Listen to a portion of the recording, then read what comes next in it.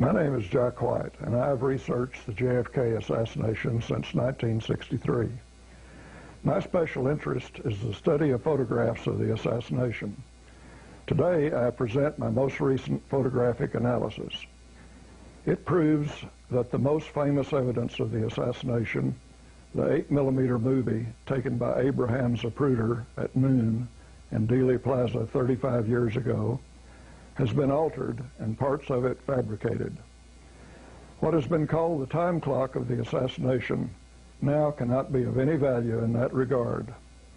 What has been used by government commissions and researchers alike to determine wounds, shots, and actions in the presidential motorcade is totally unreliable as evidence. Millions of dollars are being sought from taxpayers for the so-called camera original, although it can now be proved that it is not the original at all. Yes, the film in the National Archives is not the camera original. It is a fake and a fabrication. It has been called the film of the century. I call it the hoax of the century. Let me explain. But before we start, let's play a short segment of relevant videotape featuring assassination witness Jean Hale. I jumped out in the street and yelled, and started yelling at him, "Hey, Mr. President, look this way. We want to take your picture." I jumped out in the street. I jumped out in the street. I jumped out in the street. Remember what Jean said, because it plays an important part in my analysis of the Zapruder film. You have seen it 100 times, the film of the assassination of President John Fitzgerald Kennedy, the young president on Elm Street, waving at friendly crowds. Suddenly, a shot rings out, and the president comes from behind a freeway sign. His hands go to his throat in distress. In the jump seat ahead of him sits John Connally, his right hand grasping his Stetson hat, until in frame 238, the governor's cheeks puff out and his right shoulder collapses as he is hit. Governor Connally screams out, "My God, they're going to kill us all." Mrs. Kennedy looks at her husband in stunned disbelief, and her left hand grasps his wrist. The gravely wounded Connally turns to look directly at the president. The president begins to slump forward and to his left, and his wife bends to look in his face. Her face is close to his, and her arm is across his chest. Her left hand is on his right shoulder when suddenly the president's head explodes just inches from her head. The next frame reveals a massive exit wound of the right temple and forehead, and change size and change shape as he falls toward his wife's lap. The entire forehead is shown to be missing, leaving nothing but a stump of head and a bright white blob where his forehead was. Back in the 70s, in my slide lectures, I began questioning the authenticity of these head wounds. My audiences agreed that these head wounds were very strange, especially since all other evidence indicated that the president's face was undamaged. I began wondering whether the Zapruder film was authentic. To the selected Zapruder frames, more than a year of recent study, I can now say positively that the Zapruder film, the film of the century, can be proved to be the hoax of the century. The obviously phony head wound had initiated my interest in fabrication of the film, but my research really started to accelerate in the summer of 1998 when my friend Robert Roden invited me to attend the filming in Dealey Plaza of a Turner television documentary where he was serving as a consultant. My camera and I went to the plaza, where I introduced myself to two styrofoam figures representing JFK and Connally, sitting in an exact replica of the motorcade limousine. Connecting the president and the governor was a yellow rod which represented the single bullet theory. The limo was placed by professional surveyors in the exact 313 limousine position from many important locations, such as Orville Nix's, and from the place where Mary Moorman is shown to be standing in the Zapruder film. Most importantly, he is in a rifle firing position with a puff of smoke in front of his chin. Behind Badgeman, a man in a construction helmet is looking over his shoulder. Some 20 feet southeast of Badgeman, a soldier named Gordon Arnold is filming the assassination with his mother's movie camera. Badgeman was thought to be an important research breakthrough when discovered in 1982. It is certain that the Moorman Polaroid is genuine. There was no time nor opportunity to tamper with it, since this copy of the photo, propped up next to a Zippo lighter, was made by a Dallas Press photographer within about 2 hours from the time Mary snapped it. Its background proves it was printed from the Zippo negative taken on 11/22/63. The lack of the large fingerprint artifact also identifies it. So we are certain the Moorman photo what is undoubtedly the most important photo of the assassination. Suspiciously, her photo was not entered in evidence nor published by the Warren Commission. Neither was she called to testify by the Commission. Why? Because her photo and testimony were dangerous to the official conclusion of a lone nut assassin. First, her photo showed the image of Badgeman firing a frontal shot. Also, it may contain other images, such as a gunman in the acoustics position behind the fence, and perhaps a piece of skull flying from the rear of the head. My recent computer enhancement of JFK's right shoulder shows something in the air over his right shoulder, which is not part of the coat. His friend Gene Hill, as well as helping Mary take the photos, also provides very important information which helps the Moorman photo prove that the Z film is false, as I will show. Gene has always said she and Mary stepped into the street to take the photo, and she has always claimed that the Commission changed her testimony to merely near the street. I have already shown you a video of Gene saying that she and Mary stepped into the street to take the photo, and here is a page from Gene's book which tells the same story, which she has not changed in 35 years. Notice that she writes that she stepped into the street and said, "Hey, Mr. President, look over here. We want to take your picture." As you may know, the Zapruder film shows both Gene and Mary on the grass, about 2 feet south of the curb. Mary is seen here in the black coat taking her photo.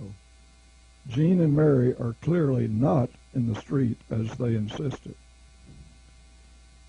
With these anomalies in mind, in August I began trying to resolve the differences between Moorman and Zapruder. Here is an enlargement of Mr. Z and his secretary on the pedestal. Notice that Zapruder seems startled, his knees bent, and the camera perhaps lowered. When I made a giant enlargement of this on my computer screen, I immediately saw something important I had never noticed before. Furthermore, the top edge of the pedestal exactly lined up horizontally with the bottom edge of the same window. Thus the lines A and B of the window and lines C and D of the pedestal join to form a perfect cross, an ideal reference point for finding the exact line of sight of Moorman's camera. Find the cross, and you have the Moorman line of sight. The lens of Moorman's Polaroid camera must line up the pedestal with the window as shown. Any other line of sight will not result in this lineup. Using this visual cross as a reference, I knew I could establish the exact viewpoint from which the Moorman picture was taken. Notice that I do not say location. This is merely a line of sight on which the camera lens must be located. Here is a plat of Dealey Plaza showing the line of sight between the cross and Moorman's position. And you can see that it confirms my observation. The camera has to be somewhere on this line.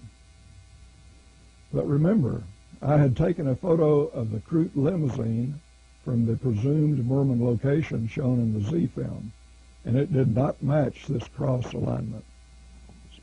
So I decided to find the true line of sight and take measurements. I went to the plaza with an 8-foot pole marked in 1-foot segments.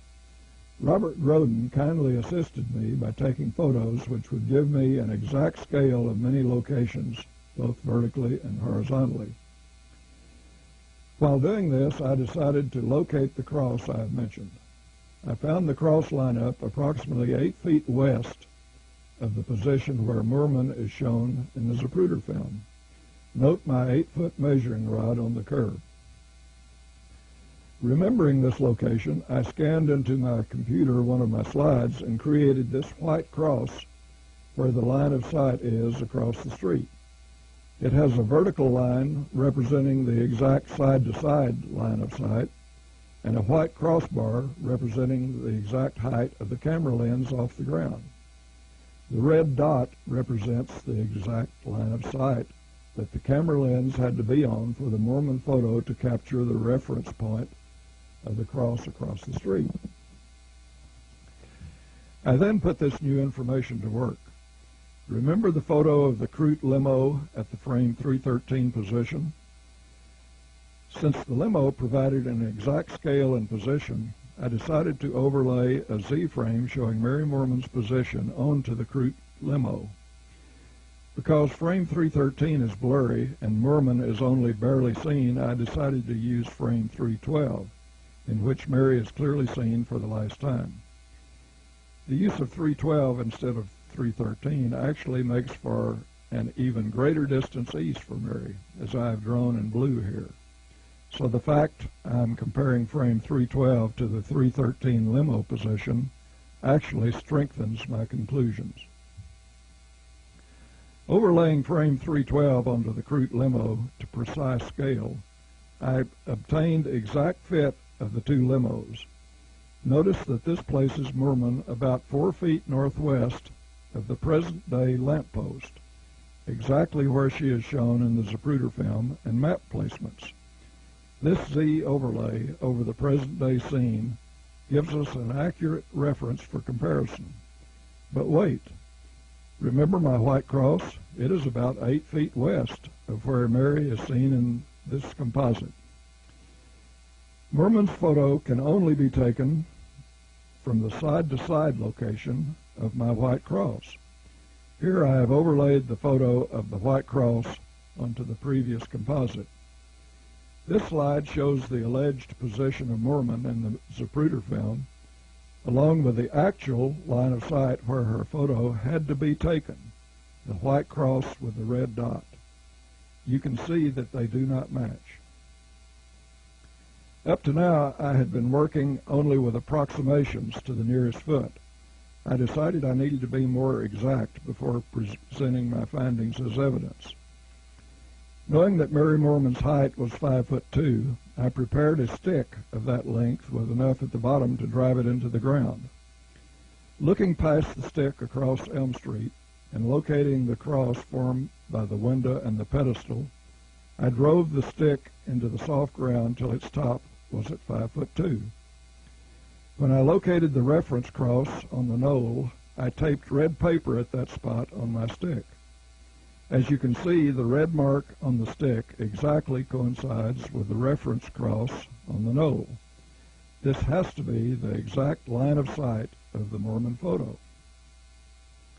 But wait, if Mary is standing where she is seen in the Zapruder film, 2 feet back from the curb, the lens is found by my tape measure to be only 44.5 inches off the ground, or 17.5 inches below the top of her head. But the camera cannot be that low, nearly to her waist. Look where the camera is held to her eye in frame 312, at least a foot higher than the line of sight I had located. Well, how can that be? Remember what Gene Hill said, that they stepped off the curb into the street to take the photo? Well, look here. The ground slopes sharply several inches toward the street, and the street in 1963 was at least 8 inches lower than where Mormon and Hill are seen in the Z film. Using my cane to demonstrate, I showed that the street was about a foot lower than the grass where Mormon and Hill were alleged to be standing. A foot lower is just the right amount to lower Mary to the correct line of sight to locate the reference cross on the knoll in the camera viewfinder. And the street pavement in 1963 was more than 3 inches lower than today, as revealed by repaving layers of asphalt at storm sewer openings, which made the street even lower in 1963. Two researchers from New York, Peter and Perrine McKenna, who came to the plaza to take some measurements, assisted me with these photos. Peter took this picture of me and his wife from the pedestal. Here you see Perrine and me with the Mormon stick. Perrine is 5'5" and is standing 2 feet back from the curb for comparison with the 5'2" Mormon height. The red spot on the stick represents the exact position of the camera to be on the correct line of sight to the pergola reference cross. Here I have overlaid the previous photo over the composite of the limousine and frame 312, so you can see where Mormon had to be standing on November 22nd to have the correct line of sight. She had to be where the stick is. Anyone can go to the plaza and determine this. We precisely represent Mary at 62 inches, me at 72 inches, and Perrine at 65 inches. The limo is the correct size and location, so this is an accurate representation of Mary's false Zapruder location and the true Mormon photo horizontal location, though not the correct vertical location. Notice that the 5'2" Mormon is nearly as tall as I am and appears taller than the 5'5" Perrine. She obviously is enlarged compared to reality. Here I have added yellow spots to represent the camera lens. In the Z frame at left, we see the camera held to the eye of Mary Mormon. But at the right, we see a spot at the only actual location of the line of sight that the photo could be taken, and it is about a foot lower. She cannot take the photo standing on the grass, so she must be about a foot lower in the street to be on the correct line of sight. From the foregoing study, I have concluded that Z-frame 312 cannot be a depiction of the true location of Mary Mormon when she snapped her photo. Since the Mormon photo is genuine, then frame 312 and all other frames showing Hill and Mormon on the grass must necessarily show them in false positions. This is decisive proof of tampering of the Zapruder film. And there are other proofs. Additional proof of Zapruder film alteration is provided by the yellow curb stripes in the kill zone. Researchers have known for many years about a series of meaningless 4-foot yellow painted curb stripes along the south curb of Elm Street in the kill zone. It has long been suspected that the conspirators painted these stripes to delineate the area where the shots were to be fired. You can see remnants of the paint on the curb even today. Suspecting that the curb markings would provide an exact scale for Z-frame comparisons, I made another trip to the plaza. I took along strips of orange paper to accent the exact locations of the stripes so I could photograph them from the pedestal. Here you see the exact position of the easternmost stripe. Here are the two other stripes west of the first one. They are all approximately 40 feet apart. I asked Robin Deloria, a New York researcher who had been helping me make computer composites for this presentation, to combine the two curb photos into a panoramic view.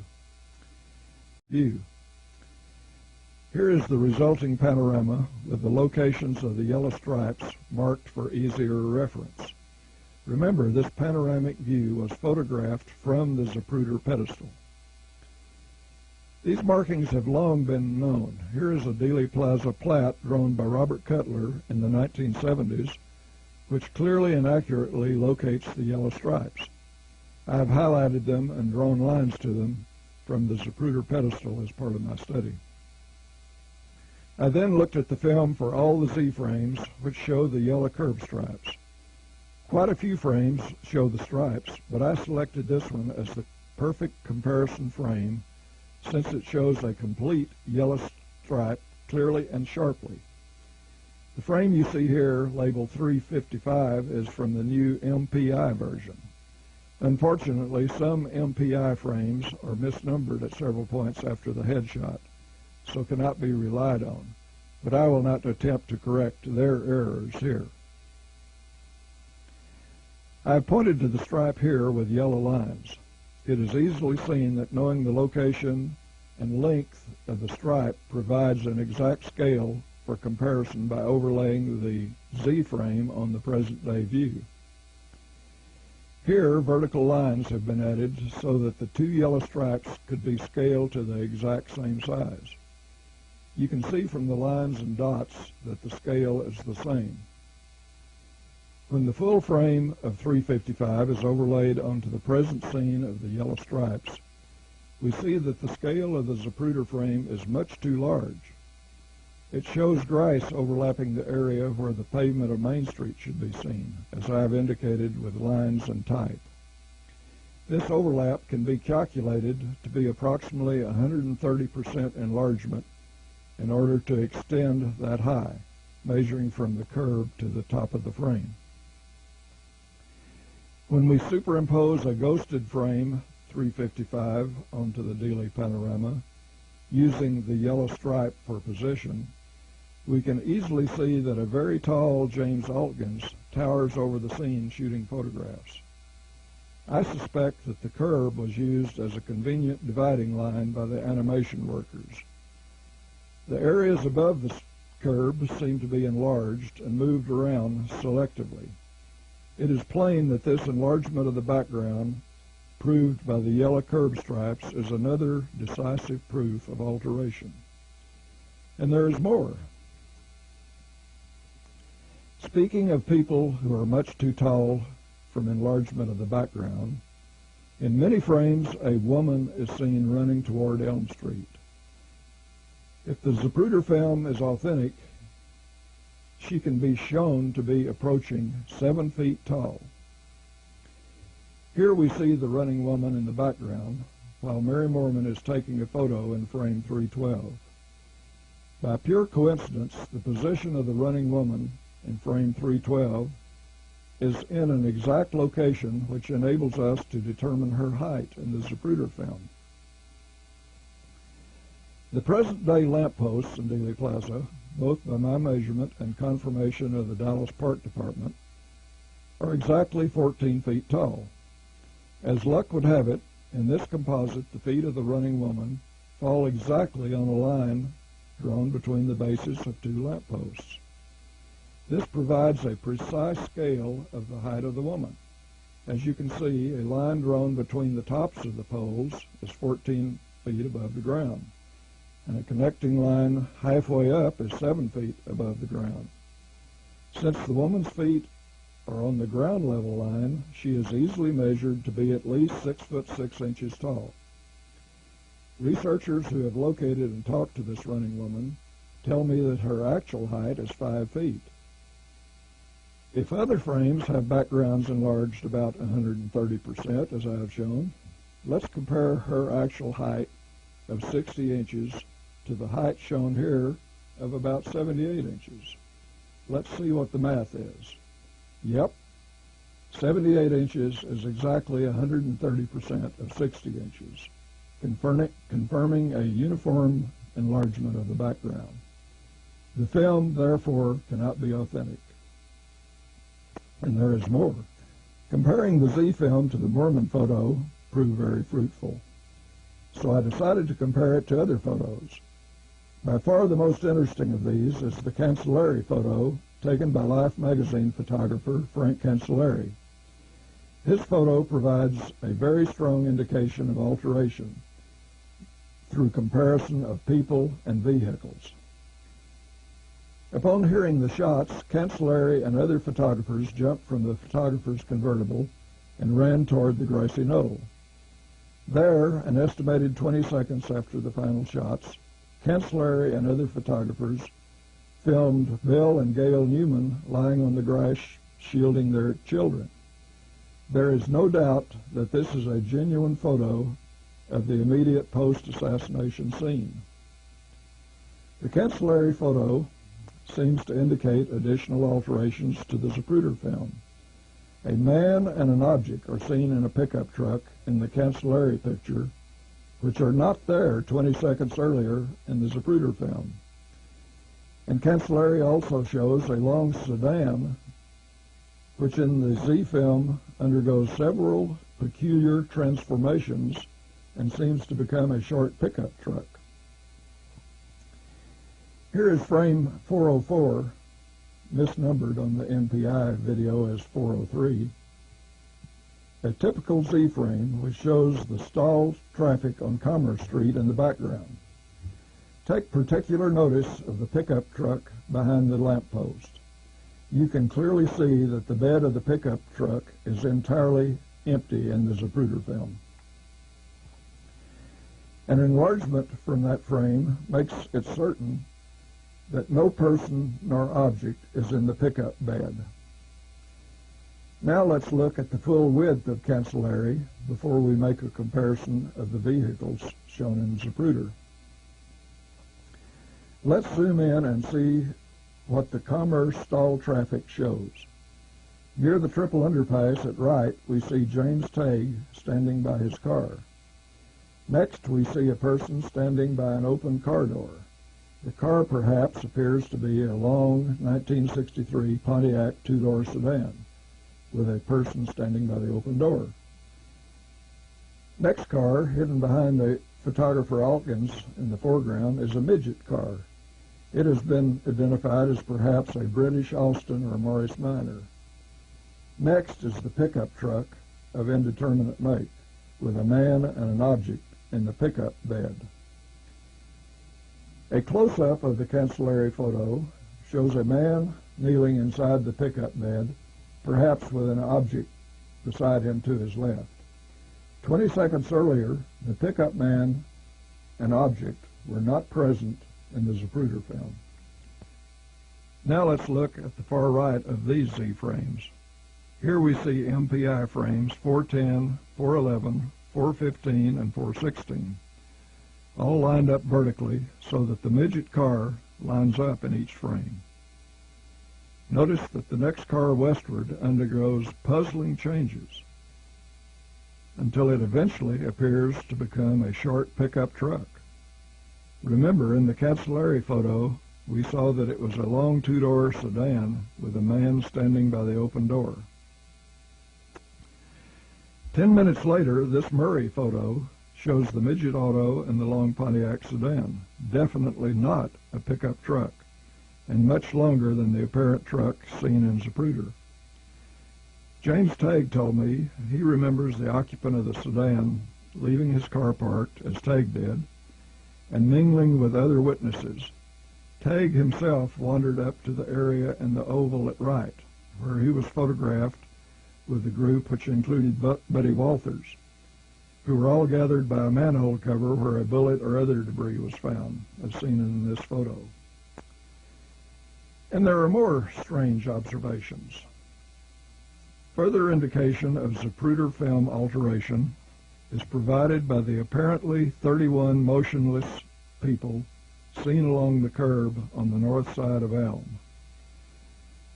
From the beginning of the Z film, we see a group of people, shoulder to shoulder, standing along the Elm curb in single file. For nearly 200 frames, they stand almost totally motionless. The lead motorcycles approach. The people do not move. People on the south curb move about. Those on the north curb are motionless and unemotional. They are sharply seen in frame 131. But in frame 132, the scene suddenly becomes blurry, as apparently Zapruder quits filming. There is no apparent fade-out, as is often customary when releasing the shutter button of the camera. And as you will learn later, Zapruder did not stop filming here. Suddenly, the presidential limo abruptly appears in frame 133, already well down Elm Street from the intersection. There is no fade-in exposure, as is sometimes customary. Well, what does the Z film miss during the break between frames 132 and 133? The third lead motorcycle, the Curry-Decker lead car approaching on Houston, turning the corner and leaving the Zapruder field of view, the limo and motorcycles approaching, turning the corner in an erratic manner, and entering Zapruder's field of view and reaching the location of frame 133. None of these things are the limo.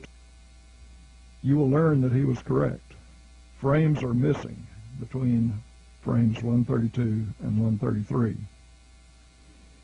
During all of this missing time, only one person has shifted stance slightly. How much time is missing? I estimate perhaps as well over 30 seconds. Does it make any sense that 31 people would remain perfectly motionless for this long? When the president comes into view, it's natural that spectators should turn toward him, clap, wave, or show some emotion, but they stand motionless. And since Zapruder was there to film the president, why would he film the lead motorcycles, stop, but then resume filming only after the president was well westward on Elm Street? Did he really not film the presidential limo when it rounded the corner and started down Elm Street? Really unlikely, in my opinion. Well, if frames were removed between 132 and 133, what was it that someone wanted to hide? Was it a very wide turn of the limo and an awkward effort to regain the mid-street course? Was it indications of missed shots near the intersection? Could the motionless spectators be used to hide peculiar limo wanderings? The motionless spectators are in place for nearly 200 frames, plus the missing gap between 132 and 133.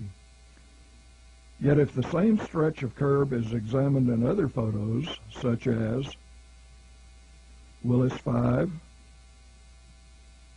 Betzner,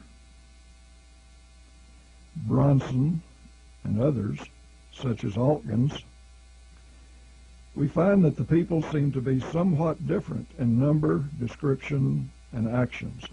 Now, it is true that the Altgens photo was snapped several seconds after the Z frames showing the motionless people, but there is no reason to believe the people would have changed positions very much in that brief time. Here I have flopped part of Altgens and placed it beside a Z frame for comparison. Let's compare. Number one person in both pictures is a man in a construction helmet, claimed by Fletcher Prouty to resemble Agent Lucian Conine. Number two in Altgens seems to be a man in a dark coat and white shirt, but number two in Zapruder is a brown-haired woman in white blouse and black skirt.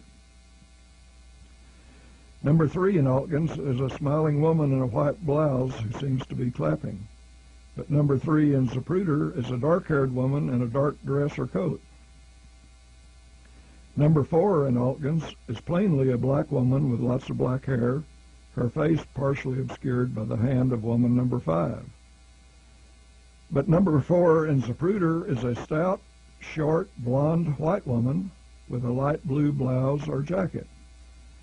Now let's look at woman number five. In Altgens, she wears a dark dress and with her left arm raised, may be donning a white jacket, which is over her shoulder. But in Zapruder, she has a dark dress and no white jacket. Woman number six in Altgens is clapping and wears a light-colored dress, but in Zapruder, she has on a dark topcoat. How can all these be the same people? Only the man in the construction helmet seems the same to me. In Willis 5, the First Lady west of the man in the helmet has on a red skirt. In Zapruder, she appears to have on a black and white skirt of print design. Additional comparisons with all photos should be made to find any other discrepancies. For instance, a close-up from the Bronson slide shows the same 5 women closest to the Stemmen sign that are seen in Zapruder and are at approximately the same time. Here you see an extreme enlargement of the Bronson women. I have numbered them for easy reference, 1 through 5, from west to east. Note that the limousine is just passing them. Here I have flopped Z-frame 183 showing the same 5 women so that they can be numbered west to east for comparison with the Bronson ladies. Note that the limo is just about even with them. Both photos are exposed at nearly the same moment, within a second or two. Notice the following. Lady 1 has a blue headscarf and dark topcoat in both Zapruder and Bronson. No apparent discrepancy. Lady 2 has a dark blue dress and is clapping hands in front of her chest. No apparent discrepancy. Lady 3 in Zapruder has a maroon or blue hip-length jacket and a light skirt, and her hands are at her side, possibly holding a purse. In Bronson, this woman has a bulky, long black topcoat and is waving her right hand above her head. Her flesh tones are much darker than ladies 2 and 5, raising ethnic possibilities. Lady 4 in Zapruder has a maroon or pink blouse and a dark blue skirt, and her hands are down in front of her. In Bronson, her clothing is similar, but she is waving vigorously, her right arm extended high. Her arm appears to be bare, or with lighter or yellow sleeve. 5 in Zapruder is in an all-pink dress and clutches a purse under her left arm. In Bronson, she has on a gold-colored dress, and no purse is seen. She also appears to be wearing a blue sweater or jacket and waving her right hand high in the air. But additional analysis, the alternate possibility that the blue jacket or shirt could perhaps belong to a waving person whose face is not seen, standing very close immediately behind the number 5 lady. Either way, Bronson Lady 5 seems different than the Zapruder lady. Her dress is a different color, and she possibly may be wearing a blue sweater, or a person with a blue shirt or sweater may be standing behind her. But no blue-shirted person can be seen waving behind her in Zapruder, and the pink-dressed Zapruder lady lacks a blue sweater. Many other comparisons such as these can be made.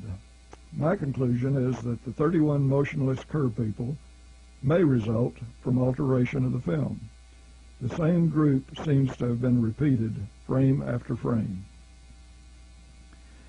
I have presented just a few anomalies.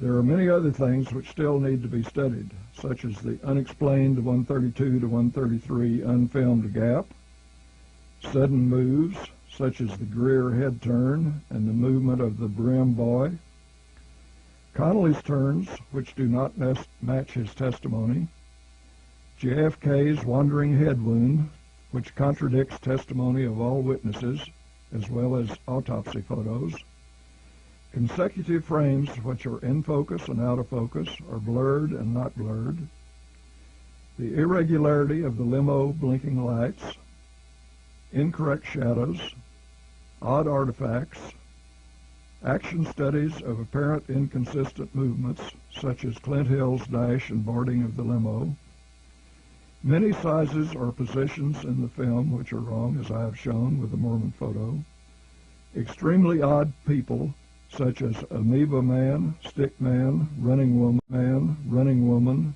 and the giant Altgens, ghost images and other anomalies in the inner sprocket areas, conflicts of Z-frames with testimony. I could go on with areas needing further study. In closing, I will mention just a few of these anomalies needing more study, such as the black trapezoid, an unexplainable geometric shape which appears in this one frame only, And let's take a look at inconsistent shadows. Here we have a lamppost shadow, which is consistent with most other shadows in the plaza, pointing generally toward the book depository.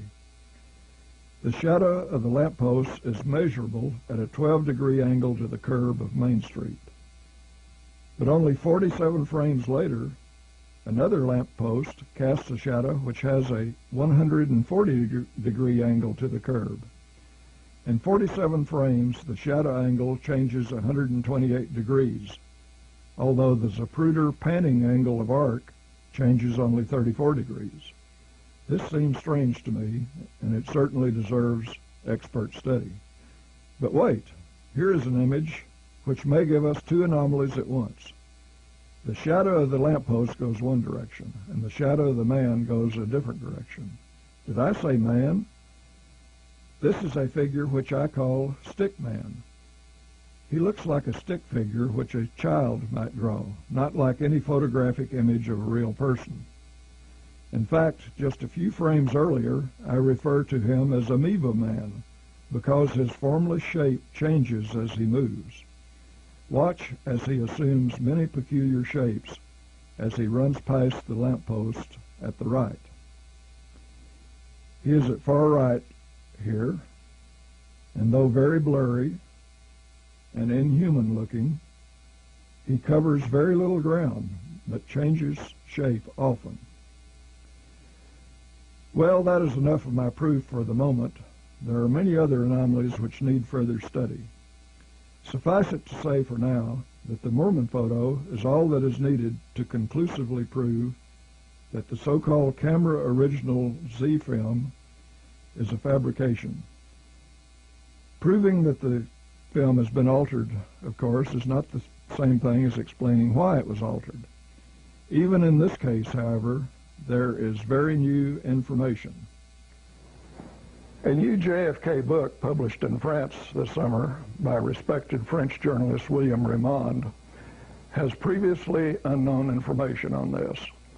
Raymond was in Dallas in early November writing assassination coverage for France's leading magazine, Le Figaro.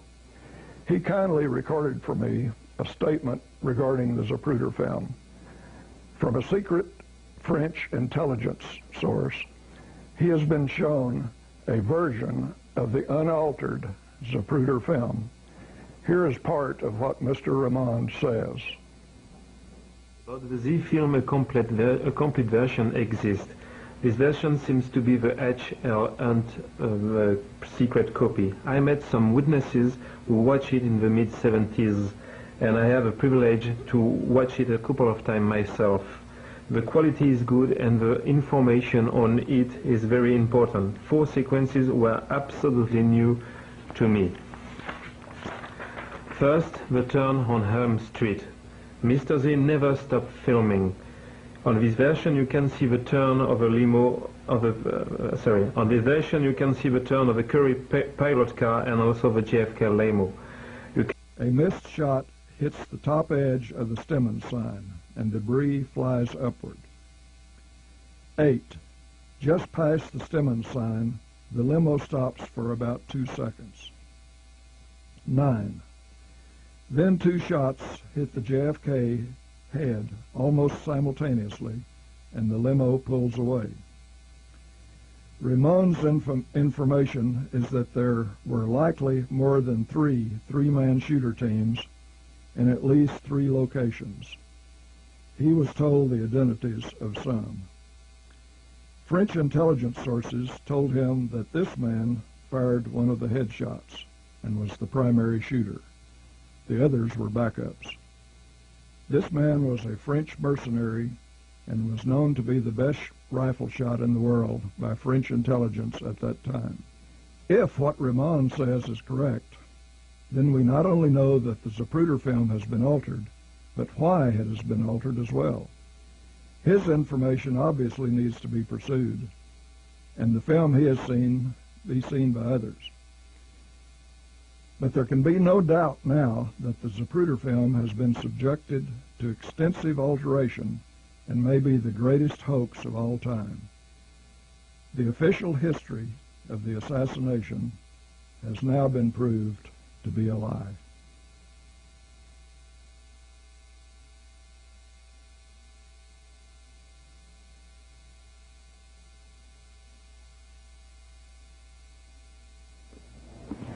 I'm Jim Mars, and I am here today interviewing Mr. William Raymond, a 29-year-old freelance journalist from Paris, France. William has said that he has seen an unedited, unaltered version of the famous Zapruder film. William, when did you first become aware that the film that you were to see was not the same film that was being shown to the American public? In fact, 3 years ago, by chance, just after a discussion with a friend of mine who was a soldier of fortune and a mercenary, and he talked about the JFK assassination, and he said, you have a film, I see a film, and on this film you can perfectly watch the headshot, for example. I was very impressed by the headshot. And he said the limo stopped and JFK was hit twice on the head, and that's so perfect. And you knew that isn't what you had seen on the Zapruder film? On the first time, I don't realize that, because I was not involved on the investigation, but I met 2 or 3 more witnesses about a French organization, a far-right organization. The name is High-Tech. Mm-hmm. And that High-Tech is spelled E-T-E-C. Yeah. Okay. And this guy tell me the same story about the film. And one of these guys one day mentioned the turn on Helm. Mm-hmm. And I say, wait a minute. On the Zapruder film, you can watch the turn on Helm. There's no turn. And at this moment, I understood that another film, another version exists. So how many of these people, were there 2 or 3 that you talked with who had seen this other film? Yeah, I talked with 3 people. 3 people. 3 people, yeah. The first man that you met that talked about this film, was he a member of French intelligence or some French agency? Yeah, he was a member of French intelligence, and in fact, ITEC was a very special group with some people from agencies, some people from terrorists, and some people from the drug system, like Christian David, for example. Christian David was a member of ITEC too, and I suppose he watched the film and he learned a lot of things about the assassination. So Christian David was a member of this ITEC organization, and you think that that's where he may have seen this unaltered film of the assassination, which gave him what appeared to be insider information? Yeah, perfectly. Yeah. Oh, very interesting. And then from this man, you actually met the man who possessed the film. Yeah. I met the owner of this film.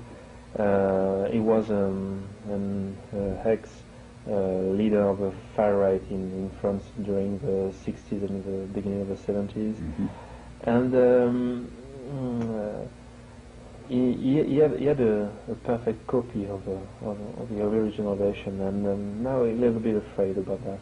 Well, why is he hesitant to come forward with the film now? He was afraid because I think he knew some people who was involved in the assassination, of the JFK assassination,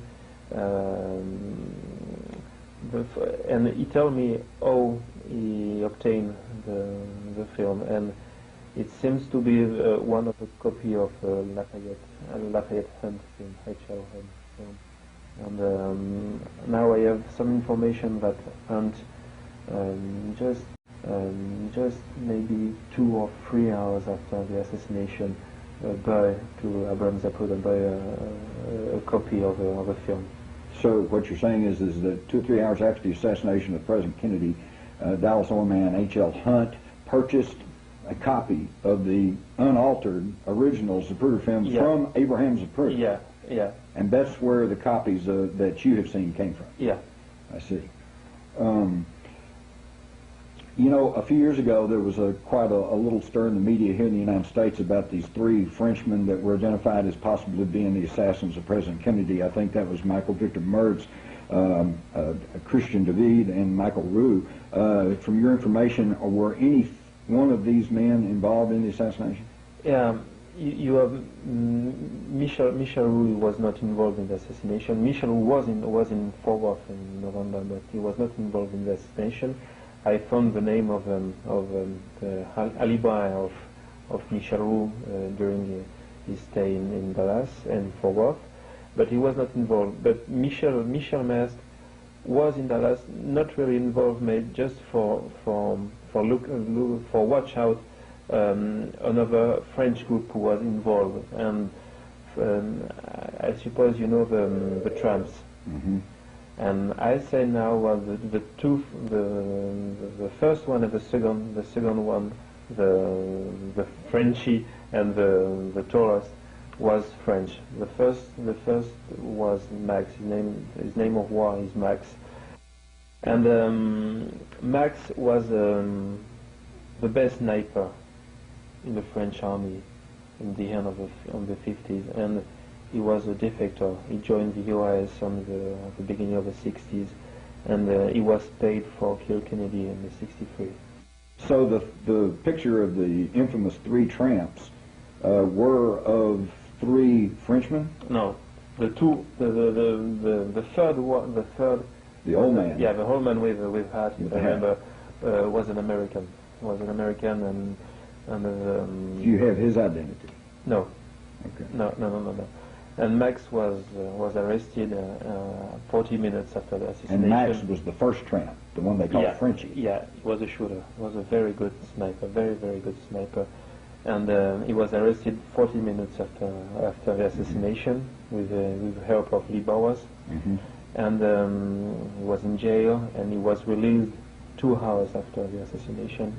He was released by the INS, the Immigration and Naturalization Service, and he was transferred to Montreal in Canada. Do you have any information as to where this sniper Max may have been located during the shooting? Max was beyond the fence, on the grassy knoll, of course. The first shot of Max, in fact, the kill zone was not just after the Stevens sign, but before, on the turn. But because Graham missed his turn, the killing zone changed. At this moment of the first time, just after the turn, Max shot Kennedy first time on the throat. In fact, he wanted to shoot him in the head, but because Graham missed his turn, the bullet crossed the windshield and hit Kennedy on the throat. Mm-hmm. And after that, when the limo when the limo stopped, Kennedy was hit twice on the head. One just here, mm-hmm. was Max, mm-hmm. and here was another shooter. So one from slightly behind and one from slightly in front. Yeah. Almost simultaneous. Yeah, maybe less than 1 second. Okay. Are you aware that there's Warren Commission testimony from Roy Truly, the building superintendent, who said that the presidential limousine made a very wide turn and almost came up on the curb? No. You weren't aware of that? No. But see, that tends to confirm what the information is. In fact, the first time I watched the Z film, I was very impressed and I have a feeling that the limo got directly on the pergola, on the grassy knoll, and missed completely the road. And are you trying to say that he may have been trying to turn into the street that ran right in front of him, and then realized that the street turned further? The limo is very near the curb. It's very near. Okay. When you prepare this kind of operation, you have a plan A, plan B, plan C, or maybe a plan D. So they had to go to backup. Yeah, I have information about a plan C, about a car just after the triple underpass, a car with a lot of dynamite, a bombing car, who was managed by a French guy. The name is Etienne, was a specialist of the bombing. And the plan A is to kill Kennedy on this kill zone, and because the perfect crossfire, because the Baltic building, the depository, and the Grassino. So you're talking about plan A would have been right there at the turn of Elm and Houston. Just on the exit of the turn, when the limo is really slowed down, right? Mm-hmm. At this moment, the operation is a complete mess. You have a lot of shots, and it's quite a panic for a second. But these guys are professionals. The job of this guy is killing people, and so plan A is wrong. So now it's plan B, and in plan B you have a very important thing is the umbrella man. I said that the umbrella man exists not for the shooters, but for the driver, because all the team of shooters have some radio contacts, but the Bill Greer don't have this kind of information, and for him the only information is visual information, and when he just see the umbrella, he knew that the plan A is wrong, and now it's plan B, and plan B, he need to stop the limo, and it was it. Well, now, there's always been a controversy over whether or not the car actually came to a stop, or if it just slowed, and then picked up speed. What did you see on this, what you say is the original Zapruder film? On the original film, you can see a complete stop of a limo. For a short time, maybe 2 seconds. The limo goes slow down, stopped, and go away. Then goes. There's also been some discussion by people and some idea that perhaps one of the bullets fired struck the Stemmons Freeway sign, which of course turned up missing and nobody's ever seen it again. Was there any information, have you seen anything in the film that confirm or deny that? Yeah, because Graham missed his turn, one of the shots hit the Stemmons sign. And you could see it on the film? Yeah, you can see something, I don't know the right word, something poof, on the... Ricochet? Yeah. Mm-hmm. on the sign. Something flew off of the sign? Yeah, flew off of the sign, yeah. Interesting. And so, based on what you saw in the film, based on your study, how many shots? 8 or 9, less. 8 or 9? Yeah. Okay. Do you plan to try to bring this film to the public? I try. The